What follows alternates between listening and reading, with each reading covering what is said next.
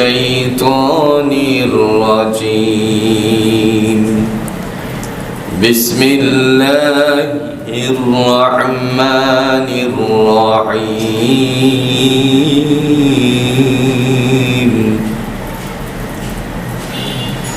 يا أيها الذين آمنوا هل أدلكم على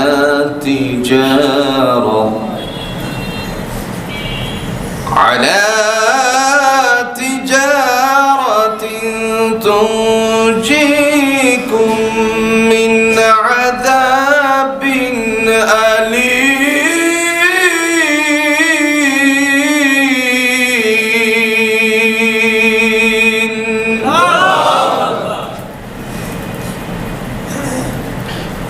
قال رسول الله صلى الله عليه وسلم أرأيتم لو أن نهرا في باب أحدكم حتى يغتسل فيه كل يوم 5 مرات هل بقي من درانه شيء؟ قالوا لا يبقى من درانه شيء. قال مثل الصلاة ال5 يمحو الله بهن الخطايا. وقال عليه الصلاة والسلام يا أيها الناس قولوا لا إله إلا الله تفلحون. أو كما قال عليه الصلاة والسلام اللهم صل على محمد وعلى آل محمد كما صليت على إبراهيم وعلى آل إبراهيم إنك حميد مجيد. اللهم بارك على محمد وعلى آل محمد كما باركت على إبراهيم وعلى آل إبراهيم إنك حميد مجيد. الحمد لله মহান আল্লাহ সুবহানাহু দরবারে অগণিত শুকর যে আল্লাহ তাআলা আমাদেরকে গত জুমা থেকে জুমা পর্যন্ত হায়াত বৃদ্ধি করে দিয়ে মুসলিম উম্মাহের ইবাদতখানা আপনাদের প্রাণ প্রিয় মসজিদ আল্লাহ মসজিদে আসার তৌফিক দান করেছেন। এজন্য আমরা সকলেই কালিমাতুশ শুকর আদায় করে নিচ্ছি আলহামদুলিল্লাহ। সম্মানিত উপস্থিতি, সূরা আস-সাফের 9 নম্বর 10 নম্বর আয়াতে কারিমা তেলাওয়াত করেছি। 11 নম্বর আয়াত থেকে আমরা কিছু আল্লাহর সাথে ব্যবসা করার আইটেম নিব। কি নিব? কার সাথে? একটু জোরে বলেন, কার সাথে? আচ্ছা, আল্লাহর সাথে ব্যবসা করতে চান? পেস লাগছে না? একটা মহাপেস লেগে গেছে, তাই না? আল্লাহ নিজেই বলছেন আমি ব্যবসা করতে চাই তোমাদের সাথে। সুবহানাল্লাহ বলতেন। তবে ব্যবসা সবার সাথে নয়, কিছু শ্রেণীর মানুষের সাথে আল্লাহ ব্যবসা করতে চান। এই সব মানুষগুলো হলো মুসলমান। আর একটু আস্তে কোন সুবহানাল্লাহ। তো আমাদের সাথে আল্লাহ ব্যবসা করতে চান, আমরা করতে কোনো দ্বিধা আছে? না। আল্লাহ বলেন ইয়া আইয়ুহাল্লাযীনা আমানু, হে ঈমানদারেরা, হে বিশ্বাসীরা, ও মুসলমান মায়ের ঘরের সন্তান মুসলমানেরা শোনো। তাইলে আমরা কার ঘরের সন্তান? আমাদের নাম কি? এক কথায় আমরা মুসলমান। আমাদের নাম, যদিও পৃথিবীতে এক একজন এক এক নামে প্রকাশিত হতে পারে, কিন্তু সমষ্টিগত নাম হলো আমরা মুসলমান। দয়াময় তিনি ডাক দিয়া বলেন ইয়া আইয়ুহাল্লাযীনা আমানু, হে বিশ্বাসীরা, হে ঈমানদারেরা, হে মুসলমানেরা শোনো। হাল আদুল্লুকুম আলা তিজারা, আমি কি তোমাদের একটা ব্যবসার কথা বলে দিব না? কে বলতেছেন? হাল আদুল্লুকুম আলা তিজারাতিন তুনজিকুম মিন আযাবিন আলীম, যে ব্যবসা তোমাদেরকে ভয়ঙ্কর শাস্তি থেকে রক্ষা করবে। তাহলে এই ব্যবসাটা শিখাইতে চাইছেন কে? কথা বল না কেন? কে? তিনি বলেন, আমি কি তোমাদেরকে একটা ব্যবসার কথা বলবো না, যেই ব্যবসা তোমাকে জাহান্নামের আগুন থেকে, ভয়ানক শাস্তি থেকে নিষ্কৃতি দান করবে। তাহলে এই ব্যবসাটা কি? প্রথম নাম্বার ব্যবসার আইটেম হলো তুমিনুনা বিল্লাহ, কেবল তুমি বিশ্বাস স্থাপন করবে। জোরে বলেন, কার উপরে? যা কিছু আছে সব কিছু সৃষ্টি করেছেন কে? এই কথাটাকে অন্তরে ধারণ করা। পৃথিবীর জমিনে যাবতীয় যা কিছু আমরা দেখতে পাই, সৃষ্টি জগতের সব কিছুর স্রষ্টা হলেন আল্লাহ। মানুষ কিছুই বানাতে পারে না, বানাই কে? আপনারা বলতে পারেন মানুষ তো রোবট বানাই, তাহলে বানাতে পারে না কেন? আপনি বলেন তো, রোবটের জন্য একটা পিছনে ব্যাটারি আছে কিনা? একটা ব্যাটারি আছে তো। এই ব্যাটারিটা জোরে বলুন তো, দেখা যায় কি যায় না? দেখা যায়। খুলে রোবটের ব্যাটারিটা দেখা যায়, কিন্তু আপনি আমার আল্লাহ যে আত্মাটুকু দিয়েছেন, পৃথিবীর কোন মানুষের জোরে বলুন তো দেখা সম্ভব নাকি? আজকালে অনেক বাউল ফাউল বাংলাদেশে আছে নাকি? না ভুল বলছি? এক বাউলের ধরে তারপরে নিয়ে গেছে জেলখানায়। আমরা তার সর্বোচ্চ শাস্তি, আল্লাহর সাথে বেয়াদবি করার কারণে, আল্লাহকে অপমান করার কারণে সর্বোচ্চ শাস্তি ফাঁসি চাই। যারা বাউলের পক্ষে কথা বলে তাদেরও বাংলাদেশের আইনে আমরা শাস্তি চাই, না চান না? তবে সব বাউল না, আমি সব বাউলের কথা বলি না। বাউলে বাউলে বেশ কম আছে। এক বাউলে গান গায়, যে গানের দ্বারা আল্লাহকে পাওয়া যায়। কেমন গান? মাঝি দরিয়ায়, মাঝি দরিয়ায় উঠিলে তুফান, তাই নাই আমি ডরি, জানি আমায় তুলে নেবে তোমার শাফায়াতের তরি।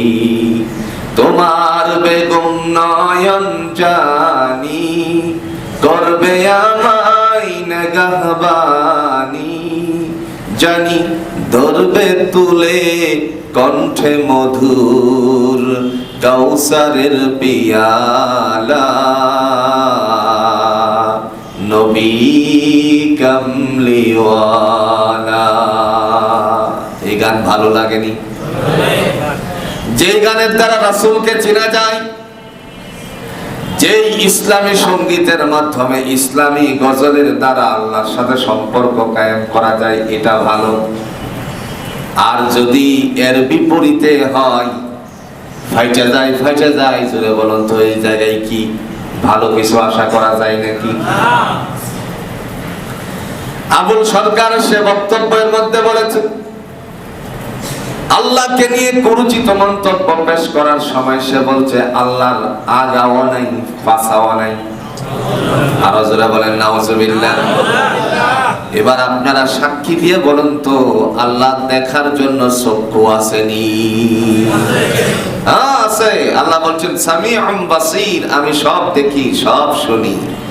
চোখ না থাকলে দেখে কি দি? কথা কর না? কান না থাকলে শুনে কি দি? কথা বুঝেন নাই?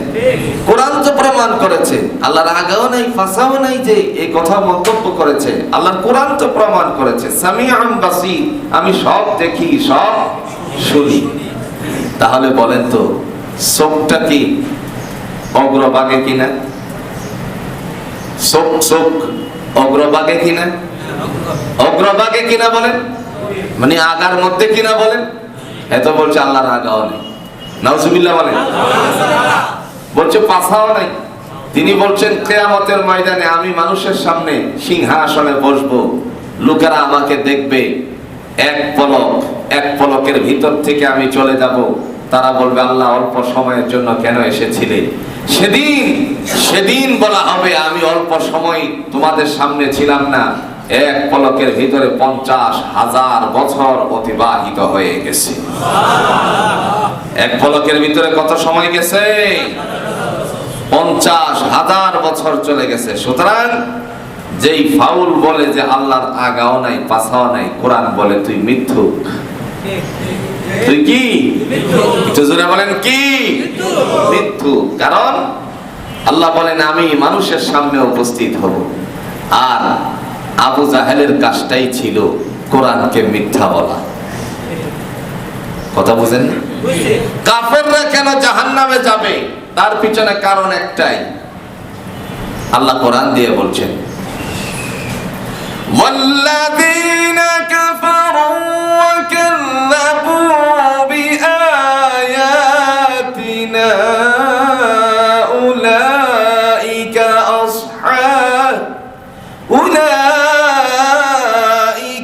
أصحاب النار।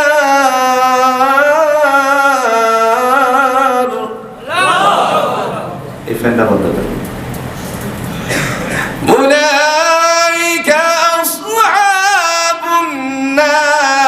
هم فيها خالدون।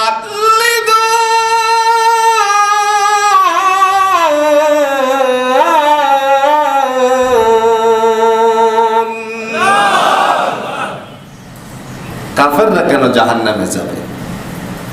আল্লাহ বলেন ওয়াল্লাযীনা কাফারু, আর যারা অবাধ্যচারী দল, কাফের বমানা অবাধ্যচারী, আর যারা অবাধ্যচারী দল, ওয়াকাযযাবু বিআয়াতিনা, যারা আমার কোরআনের সাথে মিথ্যা ব্যবহার করেছে, নিদর্শনের সাথে মিথ্যা ব্যবহার করেছে, উলাইকা আসহাবুন নার, তারা হলো জাহান্নামবাসী, হুম ফিহা খালিদুন, আর তারা জাহান্নামে অনন্তকালের জন্য বসবাস করবে।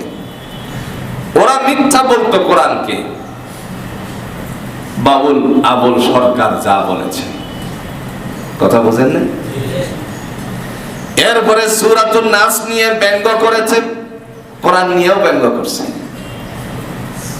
কেমন ব্যঙ্গ করেছে? সোশ্যাল মিডিয়া আজকে বাস্তবায়িত করেছে। সূরাতুন নাসের সাথে সে ব্যঙ্গ করতে বলে, ব্যঙ্গ করতে গিয়ে বলছে কুল আউযু বিরাব্বিন নাস, আল্লাহ বলছে নাকি নাচতে? একটু জোরে কর না, আউযু বিল্লাহ। আল্লাহ কি নাচতে বলছে? কথা কর না, কে নাচতে বলছে? সে বলছে আল্লাহ নাকি বলছে নাচতে। চিন্তা করা যায় তার কি বিচার হওয়া যায় বাংলাদেশে দরকার, তার কি বিচার হওয়া দরকার বাংলাদেশে। আল্লাহ নাকি বলছে নাচতে। এখন আসেন আল্লাহ বলছেটা কি? মালিকিন নাস, মালিকেও বলে নাচে, জোরে কন্যা নাউযুবিল্লাহ। এই বাবুল আবুল সরকার ফাউলে বলছে, তাহলে তার শাস্তি সর্বোচ্চ ফাঁসি কাষ্ট আমরা চাই কি চাই না? রব্বুল আলামিন তিনি বলেন কুল আউযু বিরাব্বিন নাস মালিকিন নাস। কুল, ও নবী আপনি বলুন আমি আশ্রয় গ্রহণ করতেছি মানুষের পালনকর্তা। চাইছে আশ্রয় নবী মুহাম্মদ সাল্লাল্লাহু আলাইহি সাল্লাম। এবার বাউল ফাউলে বলছে আল্লাহ বলে নাচতে চাই, জোরে কন্যা নাউযুবিল্লাহ। মালিকিন নাস, মালিকিন নাস, এই মালিকিন নাস বলে আল্লাহ পাক রব্বুল আলামিন তিনি ডাক দিয়া বললেন, নবী বলতেছেন মানুষের অধিপতির আশ্রয় চাই মানুষের রবের কাছে, যেই রব আল্লাহ তাআলা মানুষকে সৃষ্টি করেছেন। ঠিক কিনা বলেন? কেমনে মানুষকে সৃষ্টি করলেন? তিনি বলেন খালাকাল ইনসানা মিন আলাক, আমি জমাট রক্ত থেকে মানুষকে সৃষ্টি করেছি। সুবহানাল্লাহ। তাইলে বুঝলাম মালিকিন নাসের অর্থ হলো মানুষের অধিপতির কাছে আশ্রয়। আগের আয়াতের আশ্রয় আউযু শব্দটাকে উজ্জ্বল রেখে তার সাথে সংমিশ্রণ, মানুষের অধিপতি আশ্রয় চাইতেছেন। তাইলে মালিকে কি নাচতে চাইছে? কথা কন্যাকে নাচতে চাইছে? ওই ফাউলদের বিচার বাংলার জমিনে হওয়া উচিত। কথা বলেন ঠিক? সে ধর্ষক, এ আবুল সরকার, তার বিরুদ্ধে অলরেডি 2 জন মহিলা ধর্ষণের স্বীকার করেছে। তার সাথে গান করতে গিয়ে, গান শিখতে গিয়ে একটা মেয়ে, নিজের মেয়ের চেয়ে 2 বছরের ছোট, এই মেয়েটার সাথে পর্যন্ত আপনার এক আসরে যাওয়ার পথে গাড়ির থেকে নামিয়ে দিয়ে জোরপূর্বক তার সাথে ধর্ষণ করেছে। ওর বিচার আমি দাবি করব, মেয়ে যেন বাংলাদেশের আইনের ধারাবাহিকতায় মামলা করে, যাতে তার বিচার, দর্শকের বিচার কাঠগড়ায় দাঁড় করিয়ে করা যায়। মিন শাররিল ওয়াসওয়াসিল খান্নাস, মিন শাররিল ওয়াসওয়াসিল খান্নাস। আল্লাহ বলেন তার অনিষ্ট থেকে, তার অনিষ্ট মানি বিতাড়িত ইবলিসের অনিষ্ট থেকে, যে কুমন্ত্রণা দেয় এবং আত্মগোপন করে, ওই খান্নাসের আত্মগোপনে যে আছে, কুমন্ত্রণাকারীর কাছ থেকে আশ্রয় চাই আল্লাহর কাছে। এর অর্থ হলো এটা। আর সে বলছে মালিকেও চাই নাচতে। জোরে কর নাউযুবিল্লাহ। এবার আমি একটা কথা বলি, আজ থেকে প্রায় 42-40 বছর আগের কথা, বিশেষ করে আরেকটু কম বেশি হতে পারে, আন্দাজ থেকে বলছি। ছোট্ট সময়ে আমাদের এলাকায় একজন ফকির ছিল। ফকির, গ্রামে গঞ্জে ফকির থাকে না, মানে ফকিরালিগিরি করে, লাউয়া দিয়া গান বাজায়, এরকম লোক আছে না? আমি একদিন স্কুল থেকে যখন মাদ্রাসায় গেলাম, যাওয়ার পর তাকে জিজ্ঞেস করলাম যে দাদা, তুমি লাউয়া দিয়ে গান করো কেন? পরে আমাকে গ্রামীণ ভাষায় একটা কথা বলল যে কালকের মুরুগ আজকের টুকটুল। কথা বুঝেন? মুরুগে কি দেয়? মুরুগে কি দেয়? ডাক দেয়। কালকের মুরুগ আজকের কুকুরু, মানে কেবল মাদ্রাসায় গেছিস আর যাই আমারে ধরে ফেলছিস। কথাটা বুঝেন নাই? তো বড় হলে না জানি তুই কি করবি, গ্রামগঞ্জের দাদা। তো আমি এই কথা শোনার পর সে আমাকে বলতেছে, তুই কি জানিস এই আউল বাউল ফাউল, আজকে বুঝলাম এদের শিক্ষাটাই হলো এখান থেকে। সেই আবুল সরকারের মতো বলছিল মালিকে বলছে নাচতে, সে তো বলছে মালিকে নাচে, আর সে বলছিল মালিকে বলছে নাচতে, সুতরাং আমরা গান করি, সমান আছি। আমি তখন তো আর এত কিছু বুঝি না, কোরআনের অর্থ বুঝি না, কেবল মাদ্রাসায় গেছি। তখন এতটুকু বুঝলাম, বললাম যে মিন শাররিল ওয়াসওয়াসিল খান্নাস। দাদা, যারা এইভাবে নাচে এরা হইল খন্নাস। এমনি আমার লাঠি দিয়ে দেওয়া হয়েছে দৌড়। মানে খন্নাস মানে কি? শয়তান। খন্নাস মানে কি? যেটা বলেন খান্নাস মানে কি? যে কুমন্ত্রণা দেয়, সেই শয়তানের কাছ থেকে আশ্রয় প্রার্থনা করছি। পরে আমাকে লাঠি দিয়ে দৌড় দেওয়া হয়েছে। আমি দৌড়ে গেছি, কারণ আমি তো এতটুকু বুঝতাম না। কেবল মাদ্রাসার বারান্দায় কিছুদিন হলো, বছর 3 হলো পা রাখছি, তো আর বুঝি কতটুকু।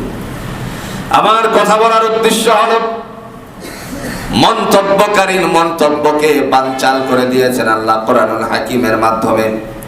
তিনি বলেন মিন শাররিল ওয়াসওয়াসিল খান্নাস।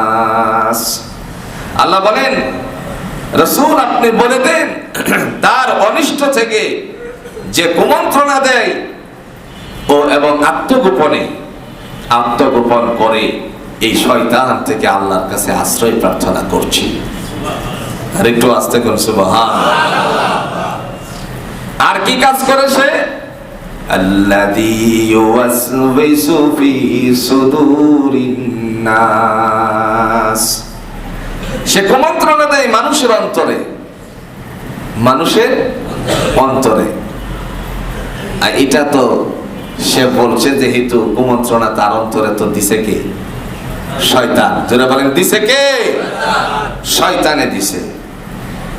আর মিনাল জিন্নাতি ওয়ান নাস, জিনের মধ্য থেকে মানুষের মধ্য থেকে যারা কুমন্ত্রণা দেয় তাদের কাছ থেকে আল্লাহ তোমার কাছে আশ্রয় প্রার্থনা করছি।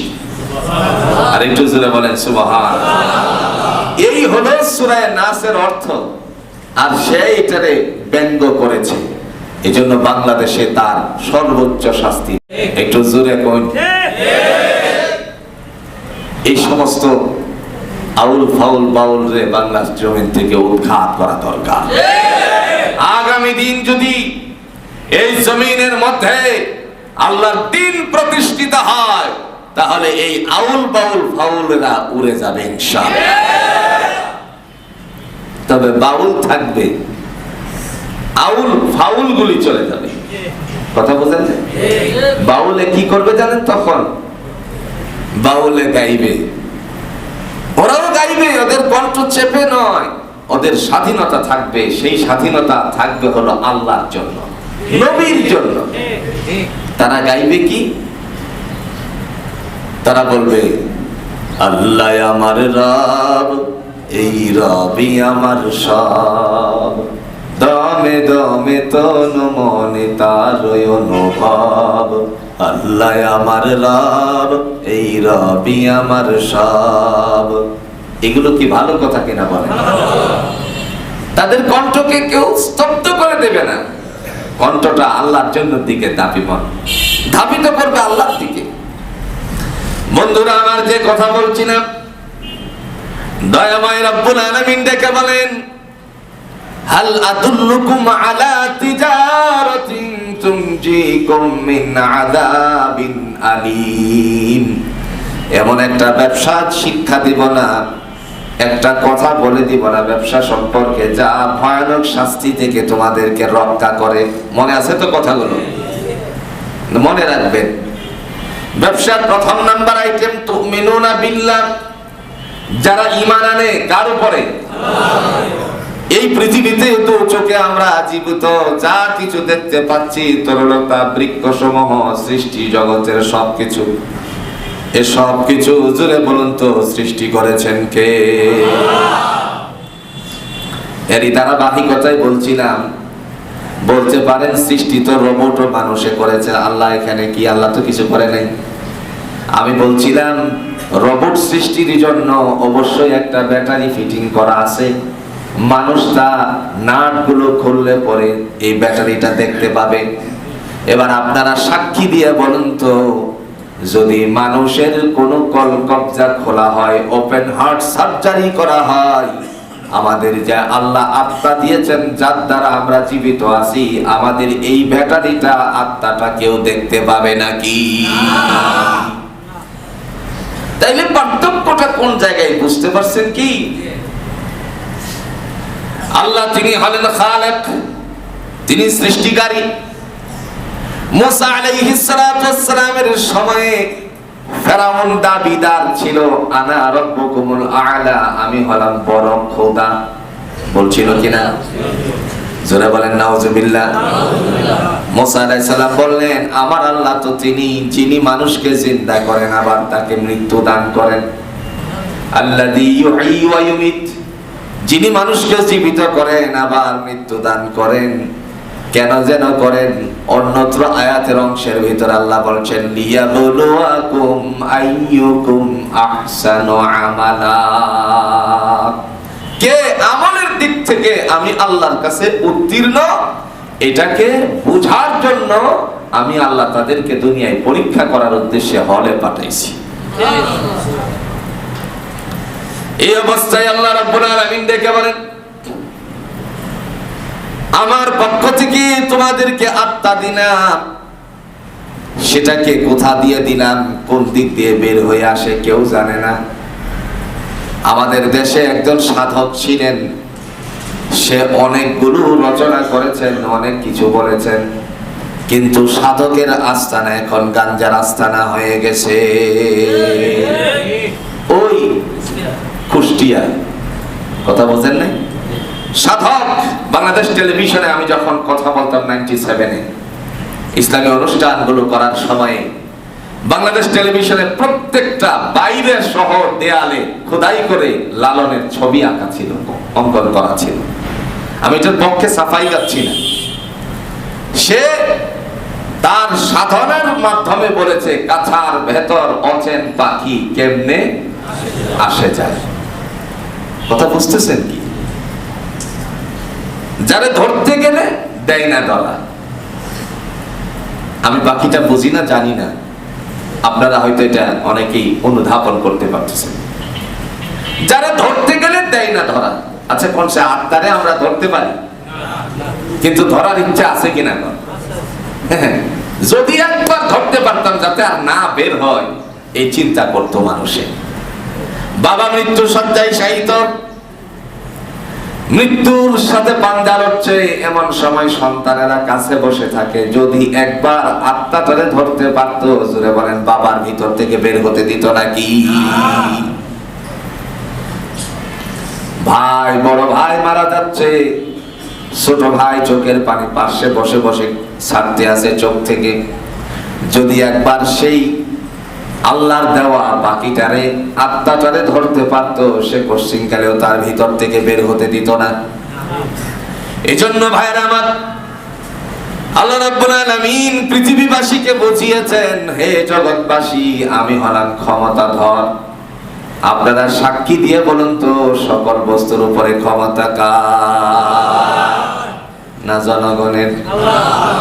নির্বাচন আসলে পরে জনগণের ক্ষমতার বাণী আমরা শুনি। কথা কন না, না এটা আমি ভুল বলছি?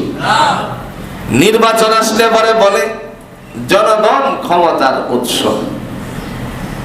বন্ধু, যেই নেতার জবান দিয়ে এই কথা উচ্চারিত হবে, হোক সে ইসলামী দলের, হোক সে বামপন্থী দলের, সকলের ঈমান কচু পাতার পানির মতন নিঃশেষ হয়ে যাবে। কচু পাতায় পানি, জুড়ে বলুন তো, আপনি দিয়ে আটকিয়ে রাখতে পারবেন নাকি? যা দিবেন গ্যারান্টি পড়ে যাবে, একেবারে শেষ অংশ বিশেষ খুঁজে পাওয়া যাবে না। তদ্রূপ যে নেতা বলে আগামী দিনের কান্ডারি আমি আপনাদের কাছে আসছি, আপনারাই হলো আমার ক্ষমতার উৎস, নিঃসন্দেহে জানতে হবে নেতার ঈমান নাই। কথা কন না কেন? ঈমান কোন জায়গায় দেখেন? আল্লাহ বলতেছেন ক্ষমতার অধিপতি আমি আল্লাহ। তাবারাকাল্লাযী বিয়াদিহিল মুলকু ওয়া হুয়া আলা কুল্লি শাইইন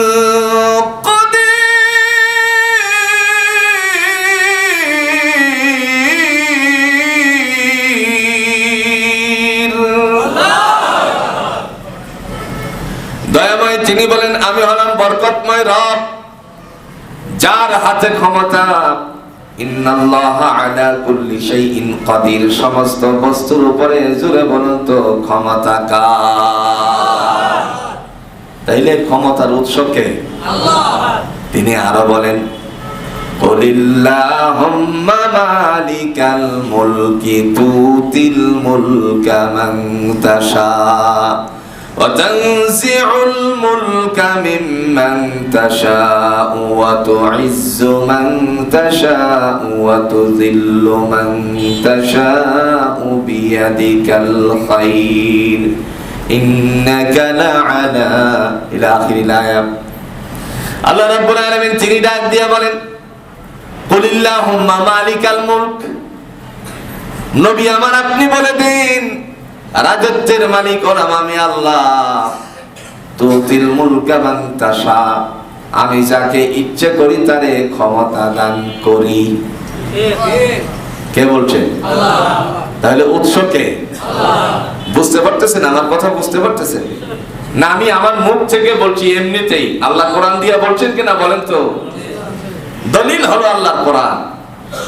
তিনি বলেন তুতিল মুলকা মান তাশা, আমি যাকে ইচ্ছে করি রাজত্ব দান করি, ক্ষমতা দান করি।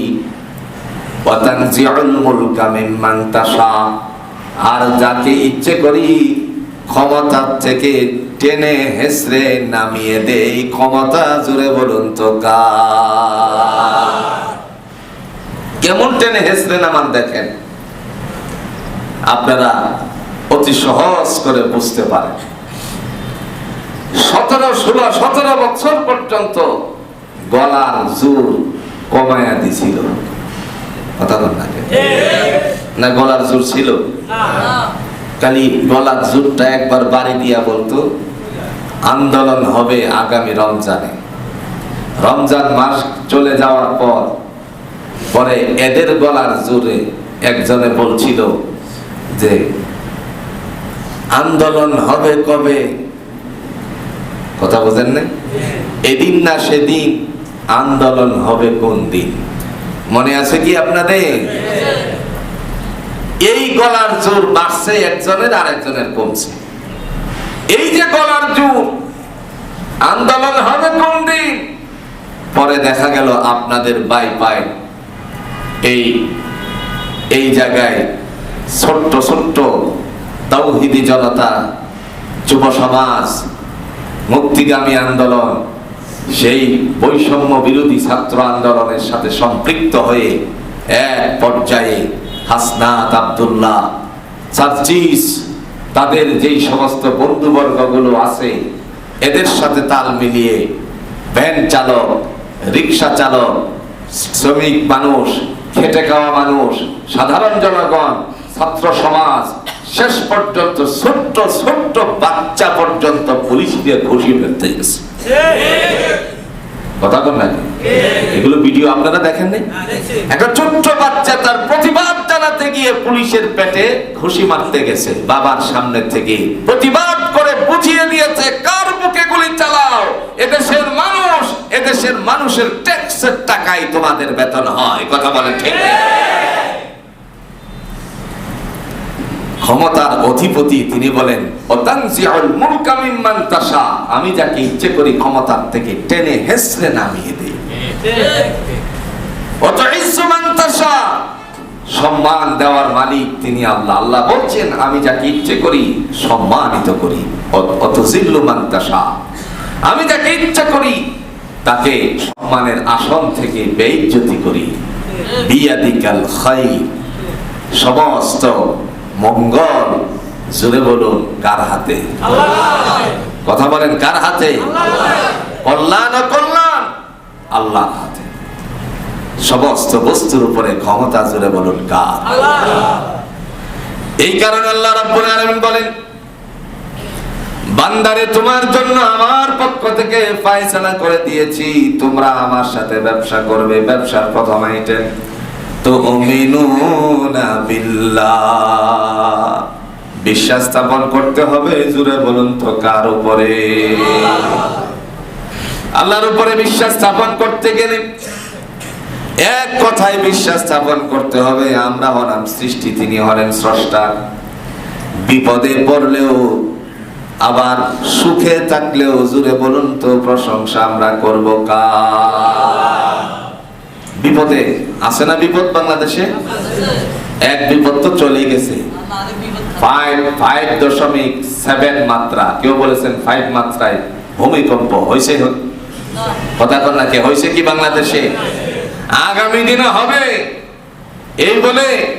এই বলে নিজেরা অস্থির হওয়ার কোনো সুযোগ নাই। এই ভূমিকম্প আমাদেরকে শিক্ষা দিচ্ছে, আমার বান্দা সতর্ক হয়ে যাও।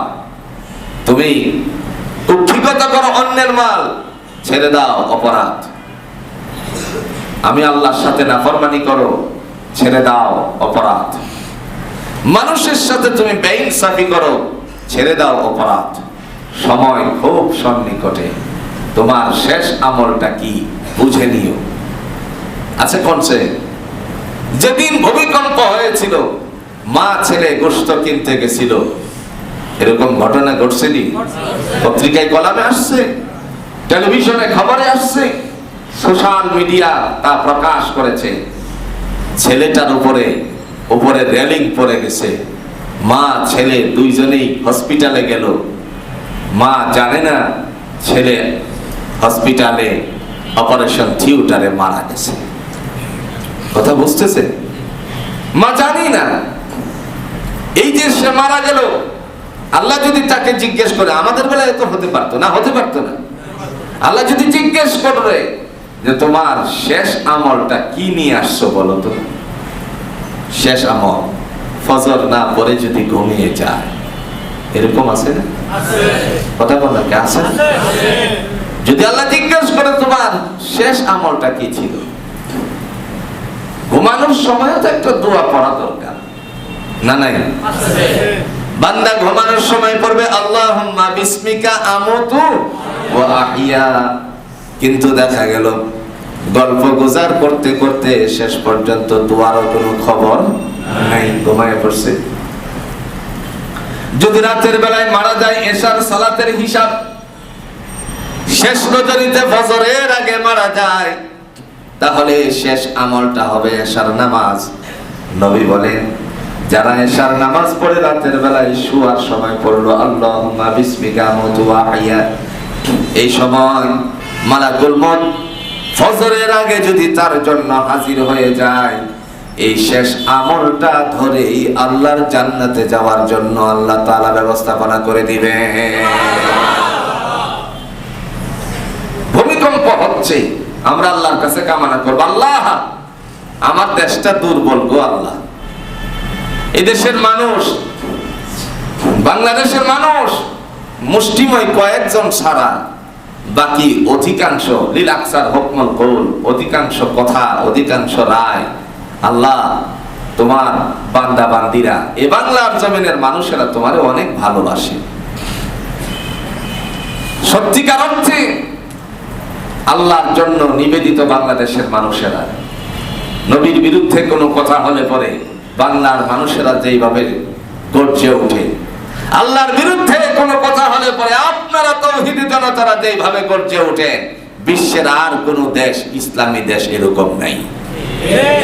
নাম আছে ইসলামী, কিন্তু কাম নাই। আজ পর্যন্ত বলতে পারবে না, আজ পর্যন্ত বলতে পারবে না যে সৌদি আরবের, সৌদির প্রবাসীরা, কাতার, দুবাইয়ের প্রবাসীরা ছাড়া, প্রবাসীরা, বাঙালি প্রবাসীরা ছাড়া ওদের নিজস্ব দেশের মানুষেরা এই ধরনের রাসূলের উপরে অপমান, এরপরে কোরআন অপমাননার কারণে এত বড় গর্জে উঠছে।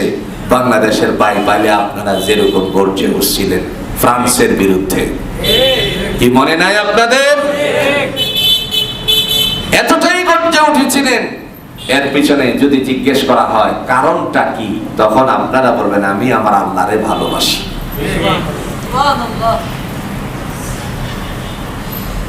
বন্ধু, আল্লাহকে ভালোবাসা, রাসূলুল্লাহকে ভালোবাসা, এটা চারটিখানি কথা নয়। আল্লাহ রাসূল নিজে বলছেন, লা ইউমিনু আহাদুকুম হাত্তা আকুনা আহাব্বা ইলাইহি মিন ওয়ালিদিহি ওয়া ওয়ালাদিহি ওয়ান নাসি আজমাইন। কোনদিন কালেও সে মুমিন হতে পারবে না যতক্ষণ না পর্যন্ত সে তার মা, বাবা, আত্মীয় স্বজন, পাড়া প্রতিবেশী, বন্ধু বান্ধব, ইভেন নিজের চেয়েও আমি নবী মুহাম্মদ সাল্লাল্লাহু আলাইহি ওয়াসাল্লামকে ভালো না বাসবে। এই ভালোবাসার যত বহিঃপ্রকাশ আছে বাংলাদেশে আছে ইনশাআল্লাহ, কিন্তু মুষ্টিময় কিছু মানুষ বেঈমান, নাস্তিক, মুরতাদ, এগুলোর আমরা হিসাবের খাতায় ধরি না। এজন্য বিশ্বাস স্থাপন করতে হবে কার উপরে?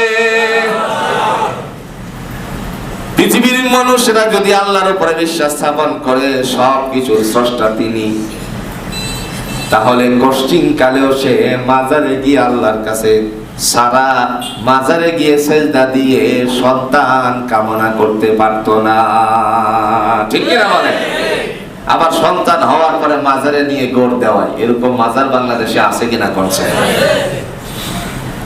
সে নিজেও শিরক করলো, সন্তানরেও শিরকের দিকে টেলে দিল, ধাক্কা দিয়ে দিছে।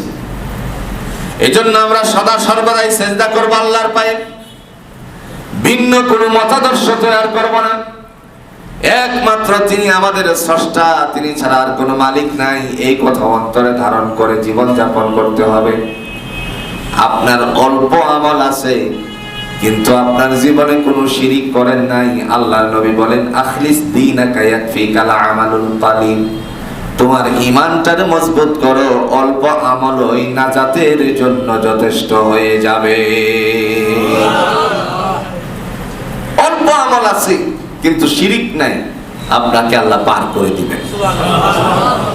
আর আমল দ্বারা ভরপুর, আপনি 5 ওয়াক্ত নামাজ পড়ছেন, আপনি ইশরাক পড়েন, আওয়াবিন পড়েন, তাহাজ্জুদ পড়েন, আপনি যাকাত দেন, হজ করেন, বছরে বছরে হজ করেন, উমরা করেন, আপনি দান দক্ষিণা করেন, মানুষের সাথে ভালো ব্যবহার করেন, সব কিছু আপনার ঠিক আছে, কিন্তু আপনি মাজারে গিয়ে সেজদা মারেন, আল্লাহর সাথে শরীক করেন, তাইলে সব কিছু পানি হয়ে গেল। কথা বল নাকি?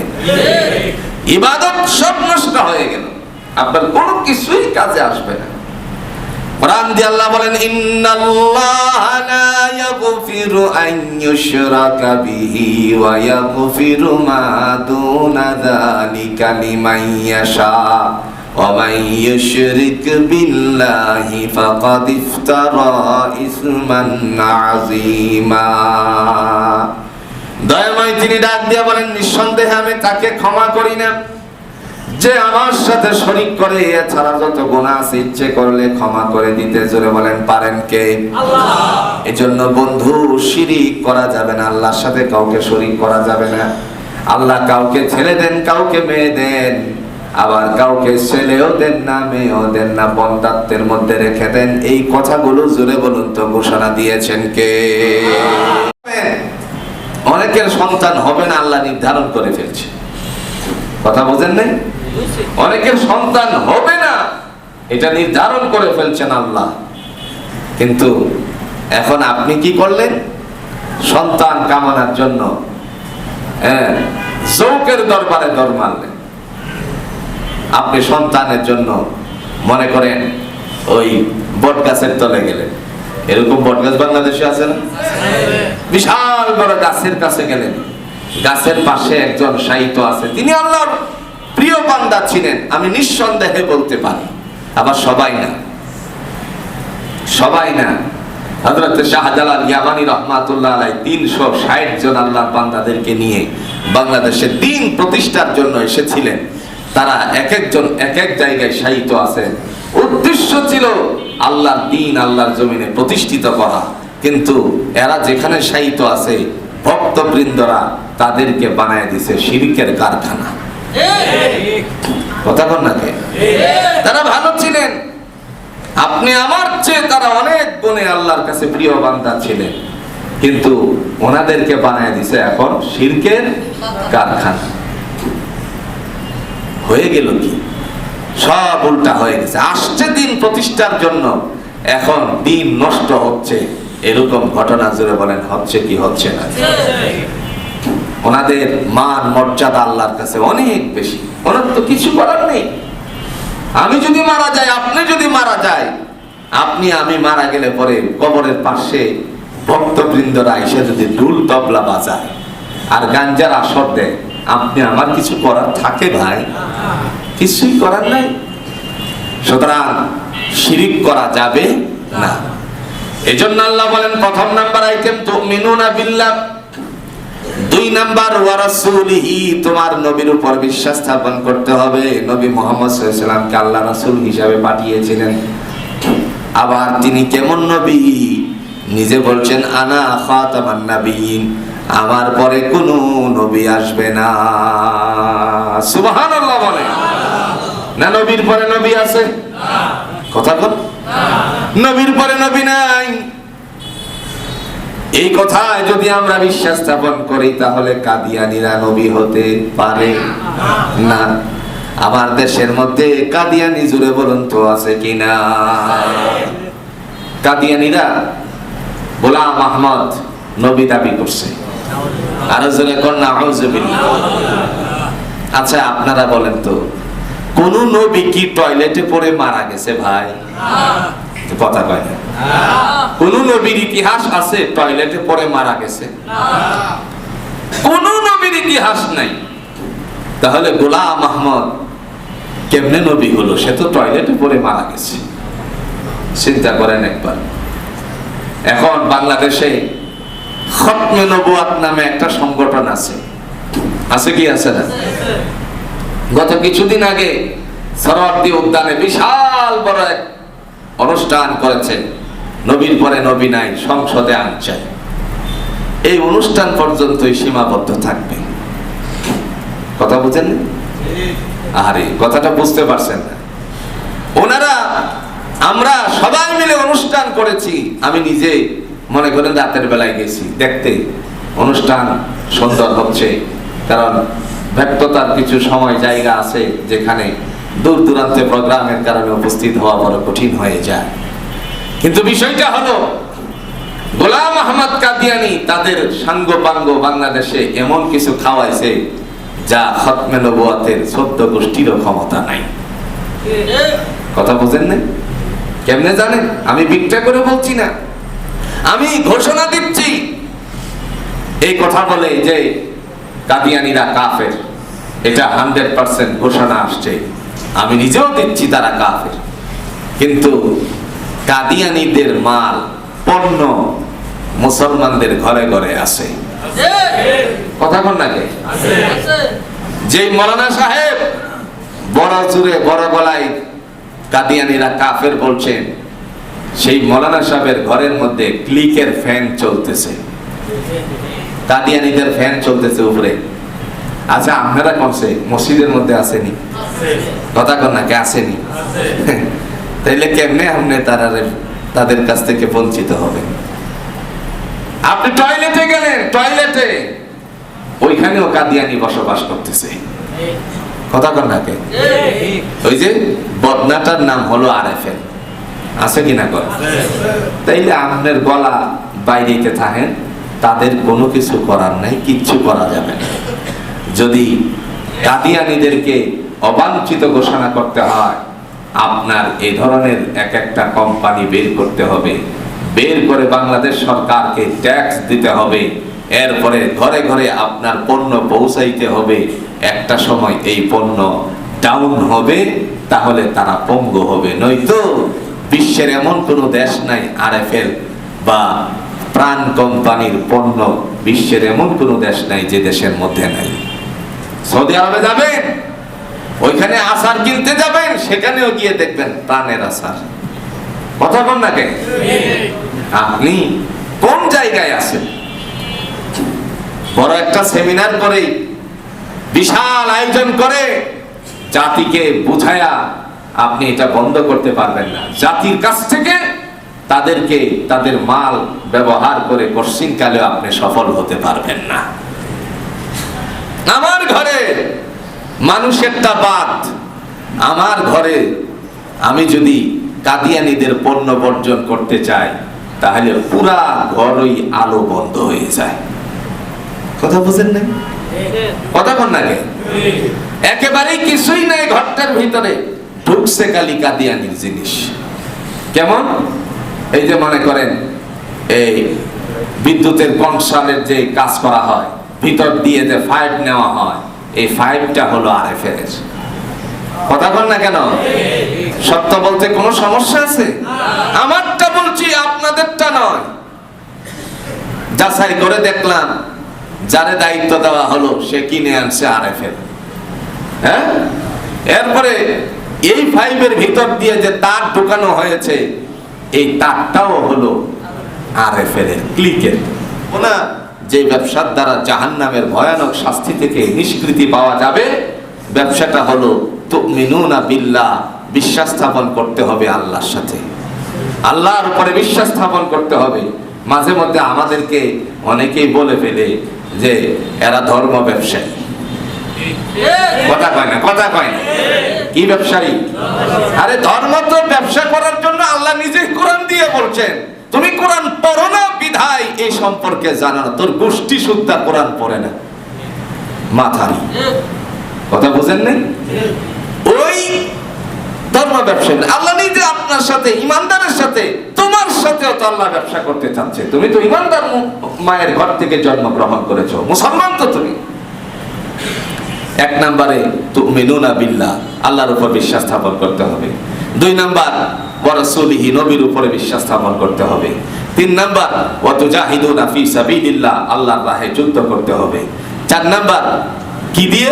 বিআমওয়ালিকুম, তোমার সম্পত্তি দিয়ে। 5 নাম্বার ওয়া আনফুসিকুম, নিজের সশরীরে গিয়ে। এই 5টা বিষয় যদি কেউ নিজেরা পালন করে, আল্লাহ তাদের সাথে ব্যবসা করে জাহান্নাম থেকে মুক্ত করে দিবেন।